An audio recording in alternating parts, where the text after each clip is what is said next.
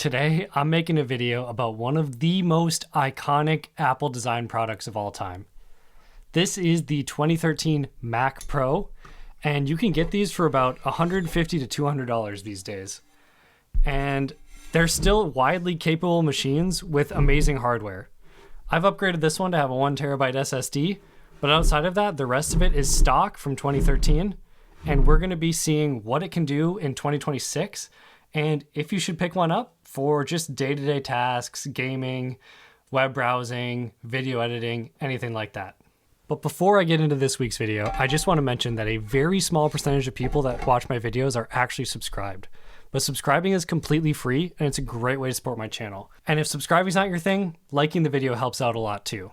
I started the recording at the same time I booted up the Mac Pro 2013, and we're just gonna see what the boot time of this thing is. Oh, there we go. Okay, sweet. Okay, nice. I remembered my login and my peripheral's still connected. So that's excellent. All right, okay, we're in here on the Mac Pro 2013. If we go to About This Mac, we will see that we have the 3.5 gigahertz 6-core Intel Xeon E5. We have 32 gigabytes of DDR3 memory, and we have the AMD FirePro D500 3GB. Our display, we're rocking 4K 60, and then I've got a 1TB SSD in here. So we got 4 8GB DIMMs. So what I was hoping we could do today is kind of just put this system through a bunch of different real-world tests and see how it does. Okay, so one of the first things I want to do is a bit of a gaming test. So I just got my Minecraft all signed in, and I'm downloading League of Legends right now. And I'm just looking through my Steam library here. So I have it set to my Apple, compatible games. And of my 122 games in my library, only 32 of them are compatible with this Mac. So I figured we'd launch Balatro here just to see what happens. I have Bloons Tower Defense 5 or 6 already installed. What else do I have? Whoa, a lot of stuff going on here. What else do we have? Let me just turn this game down a bit.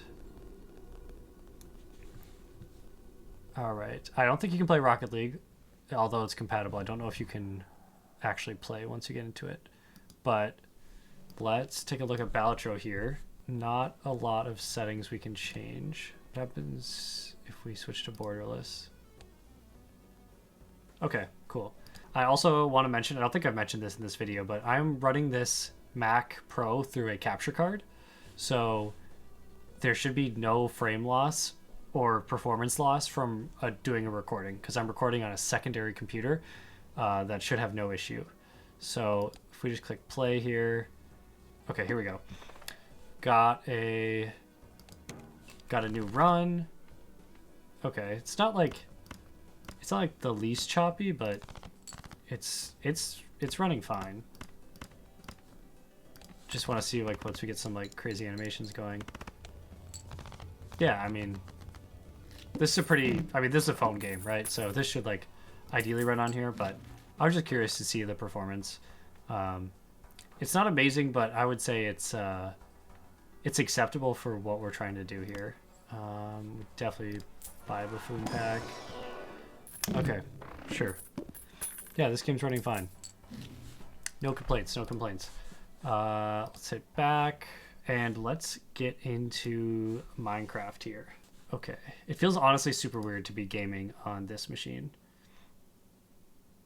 But let's load it up. Let's see how it goes. Okay, so let's check out our video settings here. Okay, so I have played a world on here. This was 2024. Let's load into it. Not the quickest load time. Oh, okay. Wow, my sensitivity is insane. Okay, well, this is not ideal. Oh, this is bad. Okay, I'm on a Magic Mouse, so I have to play this game in a very not user-friendly way. Let's also fix our GUI scale. Video settings. There we go. Okay, that's a little bit better. Okay, so we're like maintaining like 60 FPS, or you know, this is 100% playable. Obviously, if you weren't on a Magic Mouse, this is going to be a lot more fun. What's our render distance set to? It's definitely playable on what it is. 12 chunks. I mean, 12 chunks is definitely. I mean, I can see pretty far over there.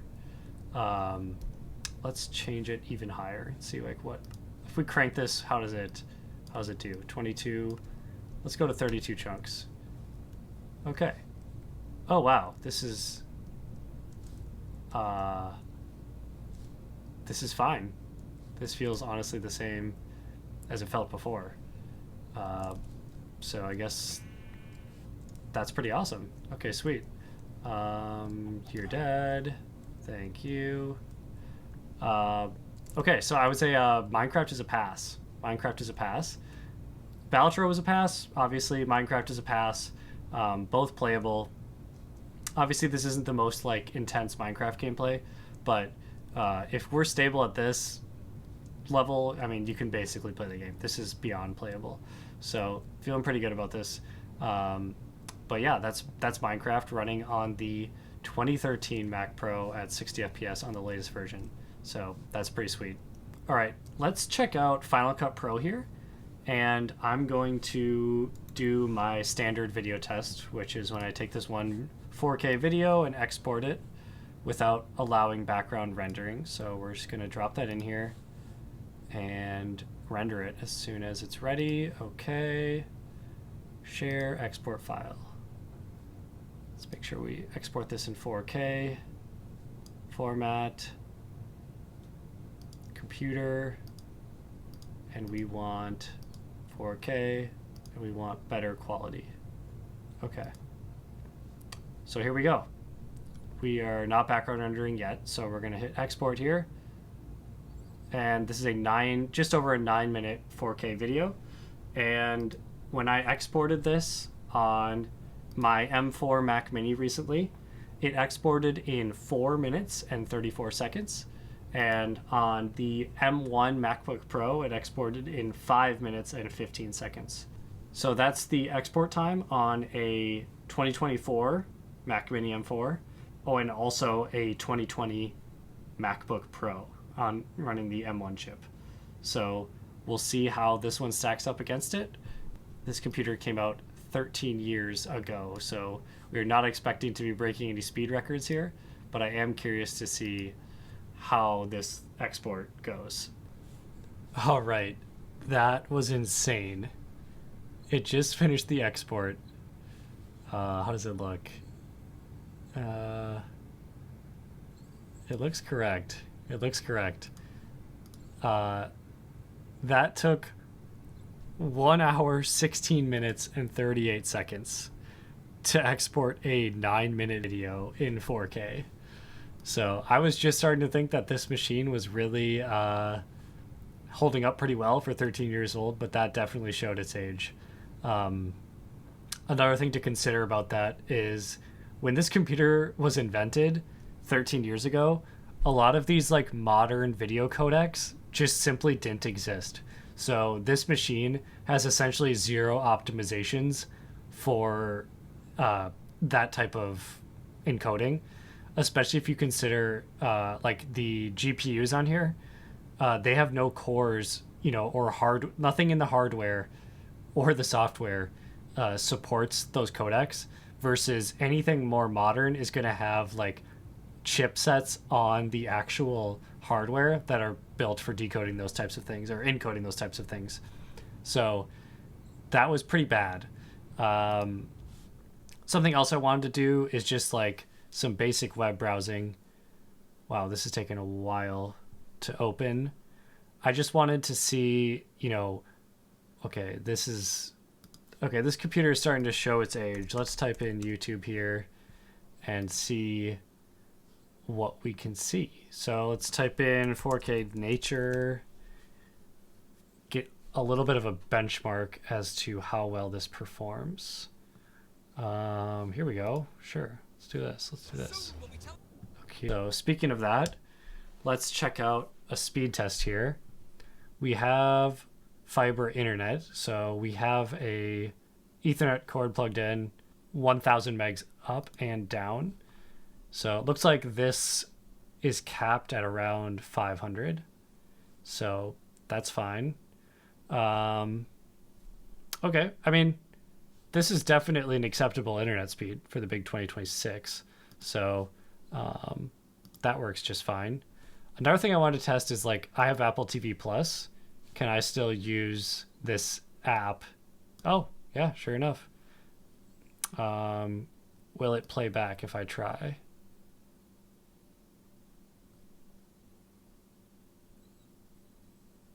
Okay, it will. All right, that's pretty sweet. I guess, I mean, I assume this will stop working at some point. A lot of this stuff, you know, with software support will eventually be dropped. And I also do want to use this moment to talk about Open Core Legacy Patcher, which some of you might have heard of. If we head there now, this is what Open Core Legacy Patcher is. So basically what this software lets you do is it lets you run different operating systems, like operating systems that aren't supported on an older Mac. So right, we're on macOS Monterey right now, but you know, you can even run more modern versions. So if we see, yeah, we can run it on the Mac Pro using macOS Sequoia if we use Open Core Legacy Patcher. The thing is, this isn't like officially supported by Apple. So for this test, I kind of just wanted to see what is the official Apple supported software. How does it run? You know, and dude, this is crazy. We got the old system preferences. I'm so used to the new one already. But yeah, overall, like this machine still runs pretty well. Obviously, you can't really use it effectively for video editing, just given that modern codecs don't really exist. The support for them doesn't exist on this system, and there's no way to like kind of add them. So the only way to work around that would be if you were filming using codecs from 2013. So if you had a camera set up from back then, I think that could totally work. That's just like a very highly customized setup to be running with this system in 2026. Especially when you look at the price of an M4 Mac Mini. This is going to deliver infinitely better performance and way smaller and way cooler and way less heat is going to be generated by it, compared to this thing has been like pumping out heat the entire time I was rendering that video in 4K. So in short, that's gonna cover this like real life, you know, gaming and video and browsing test. I never got to League of Legends. That's okay. But we covered Minecraft, covered Balatro, we covered some basic support and did some basic web browsing. Some Apple services still work. It's like a fairly supported system despite being 13 years old. It's doing a lot better than if we took a look at a Windows system from 13 years ago. So that's going to do it for this video, guys. Thank you for watching, and I'll catch you guys in the next one. Peace out.